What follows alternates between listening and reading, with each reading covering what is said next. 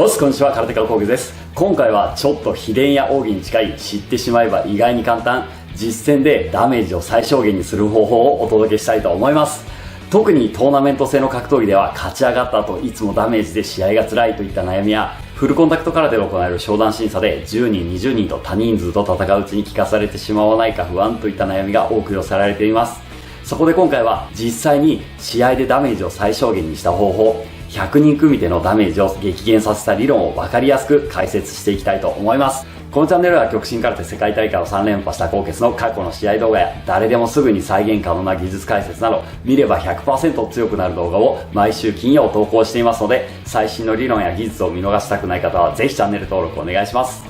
例えばこちら、僕の昔の試合を見ていただければわかると思いますが、今回ご紹介する方法を知らなかった時期は仲間に立たせてもらい、歩行の補助をしてもらいながら試合場に向かうなんてことも少なくありませんでした。ですが今回の理論を理解してからはダメージがどんどん減っていき、試合後にダメージで歩けなくなるなんてことは一切なくなりました。特に100人組手を完遂する際に使用したダメージ軽減技術の中でもかなり重要度が高かった技術の一つなので、ダメージの蓄積に悩んでいる方にお伝えできればと思います。ちなみに今回お伝えする内容は大まかに言えばたった一つで、相手に空振りをさせたり当たる打撃の威力を1割程度まで下げてしまう技術です。どうすればできるのか、コツは何なのかといった具体的な方法をお伝えする前に、実践ではどうやってダメージの軽減方法を使っているのかが特に分かりやすいシーンをお見せしますので、まずは映像をご覧ください。ではどうぞ。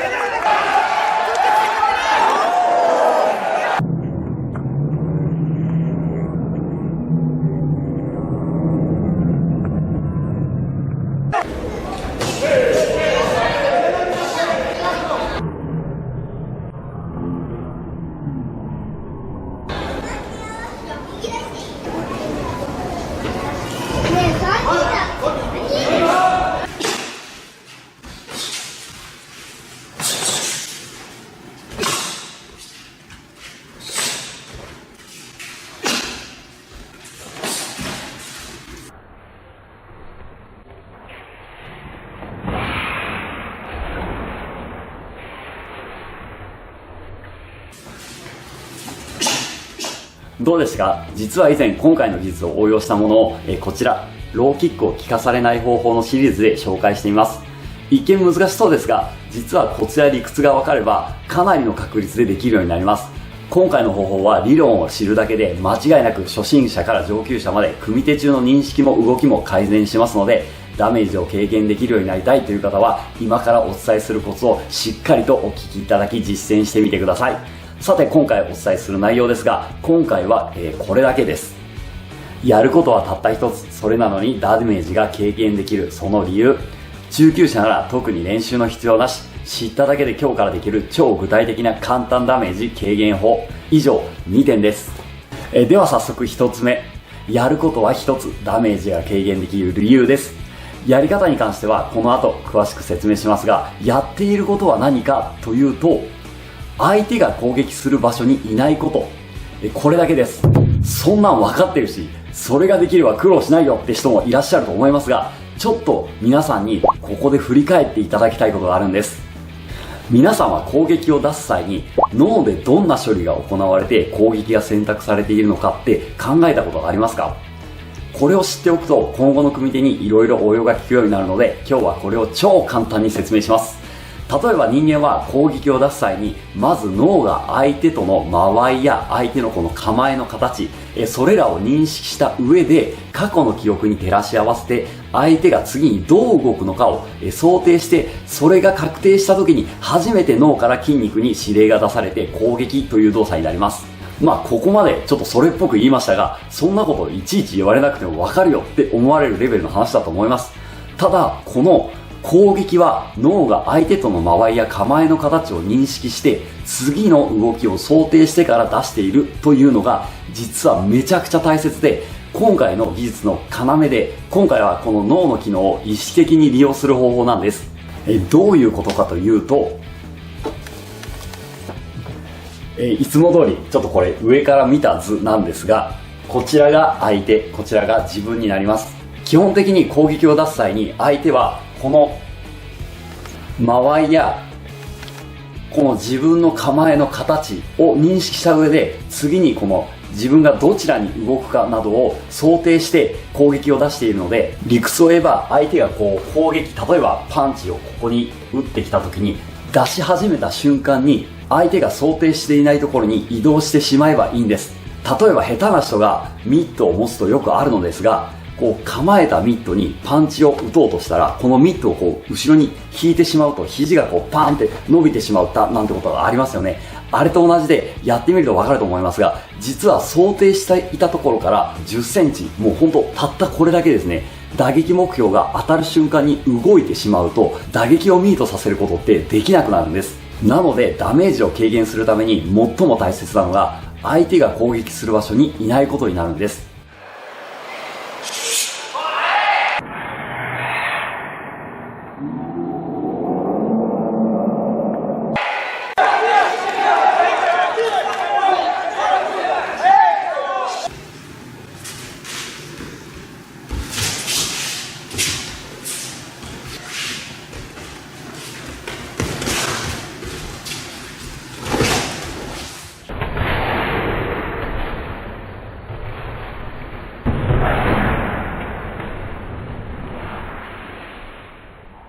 では2つ目となる相手が攻撃する場所にいないことを実践するために、中級者なら今日からできる簡単なダメージ軽減法をお伝えします。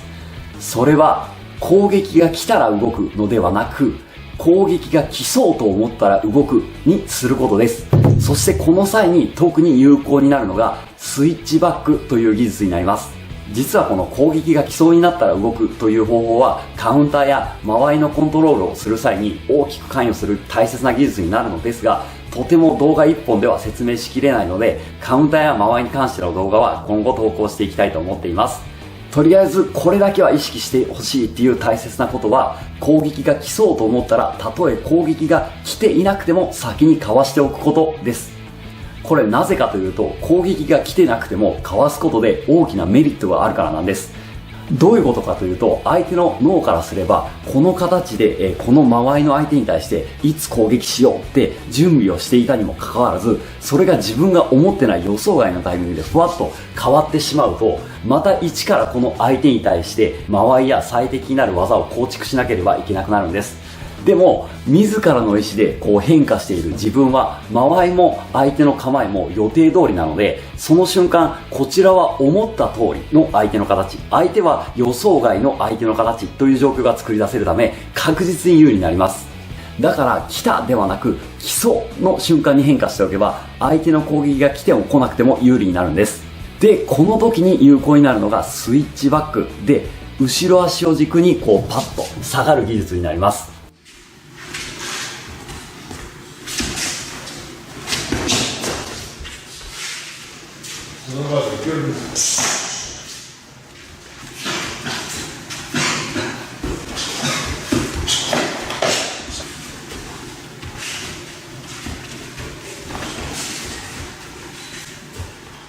これは道場でペアになってやってもらうと分かると思いますが、構えがこのままでステップバックする相手と、後ろ足を軸にスイッチバックした相手だと、スイッチバックした相手の方がこの形状の変化が大きいので、脳が打撃目標までの間合いや形状を認識して修正するまでの時間がかかるため、有効打が出せるまでのタイムラグが全然違ってきます。つまり同じかわす1動作なのに有利な時間がスイッチバックの方が増えるんです。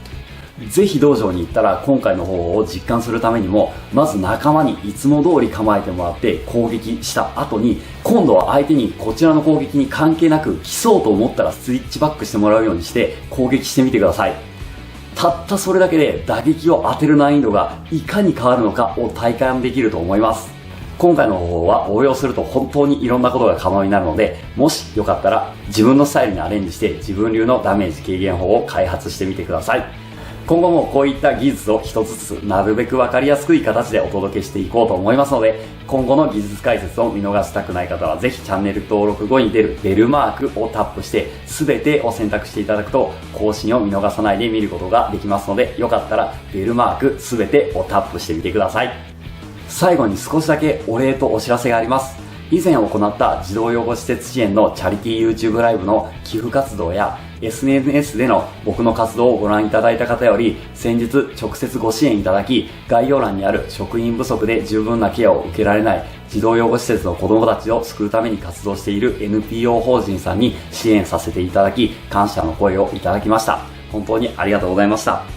僕自身には大したことをする力はありませんが、今後も日本の子供たちの未来のために微力ながら頑張って活動していこうと思いますので、応援よろしくお願いします。今日も YouTube を最後まで見ていただきありがとうございます。これからも 100% 強くなるために役立つ動画を更新していきますので、もし動画の内容が良かったらいいねボタンとチャンネル登録して極真空手世界王者コーケスの YouTube 道場で一緒に強くなりましょう。おっす。